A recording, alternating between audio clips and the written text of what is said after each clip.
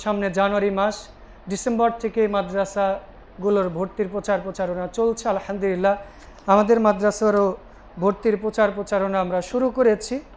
বিশেষ করে এই যে মাদ্রাসা এটা কি শুধুমাত্র যারা দায়িত্বশীল বা শিক্ষক অথবা সংশ্লিষ্ট দায়িত্বশীল যারা তাদের, নাকি আমাদের সবার?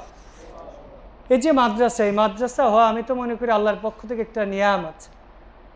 কারণ আমরা তো, আমার বাড়ি থেকে রাজশাহী প্রায় 150 কিলো, আমরা রাজশাহীতে পড়ালেখা করেছি 150 কিলোমিটার দূরে যে, আর আপনাদের বাড়ির কাছে এসে সেই রাজশাহীর যে সিলেবাস, সেই সিলেবাসে আপনারা পড়তে পারছেন। এটা আল্লাহর একটা নিয়ামত।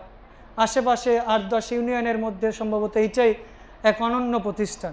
যদিও প্রতিষ্ঠান ছোট, রাসূল ইসলাম ওই হাদিসটা মনে রাখবেন, বাদা আল ইসলাম ও গারি ও ফাতুব আল গারাবা, ইসলামের সূচনাই হয়েছে কম মানুষের মাধ্যমে, আর হকের উপর অল্প কিছু মানুষই থাকবে। যে আজকে হয়তো ছোট আছে, এই ছোট জিনিসে যদি আল্লাহর কাছে কবুল হয়ে যায়, আমাদের হয়তো জান্নাতে যাওয়ার ওসিলা হয়ে যাবে। এই জন্য যে যেইভাবে পারেন, অর্থ দিয়ে, শ্রম দিয়ে, বুদ্ধি দিয়ে, পরামর্শ দিয়ে, ছেলে সন্তান দিয়ে, যদি নাও পারেন অন্তত আমাদের ভর্তির যে বিজ্ঞপ্তি আছে এটাও তো নিয়ে 2 জনের কাছে প্রচার করতে পারেন, অথবা একজন ডোনার আছে তাকে বলতে পারেন মাদ্রাসার কাজ চলছে। আমাদের মাদ্রাসার যেটা ঘরের কাজ, মানে পুরোপুরি কাজ আমরা এখনও করতে পারি নাই। মাদ্রাসার আবাসিক চালু করবো ইনশাআল্লাহ, আল্লাহ চাইলে জানুয়ারি থেকে, ঘেরা দেওয়া সহ আরও কিছু ডেকোরেশনের অনেক কাজকর্ম বাকি আছে।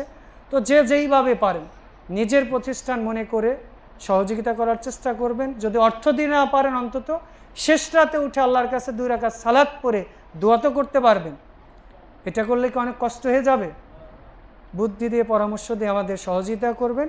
আর একটা ঘোষণা, সেটা হচ্ছে আমাদের মাদ্রাসার নাম ছিল সিরাজুল হুদা সালাফিয়া মাদ্রাসা, তবে আমাদের মাদ্রাসা যেহেতু রেজিস্ট্রি করা আছে বাইতুর রহমান জামে মসজিদের এই নামে, এই জন্য আমরা মাদ্রাসার নামটা চেঞ্জ করে দিয়ে আমরা নাম দিয়েছি, এখানে যে নামটা আছে বাইতুর রহমান জামে মসজিদ ও মাদ্রাসা কমপ্লেক্স। যেহেতু আমাদের কাগজ কলমে যেটা আছে, এই জন্য আমরা মাদ্রাসার নামটা পরিবর্তন করে দিয়েছি।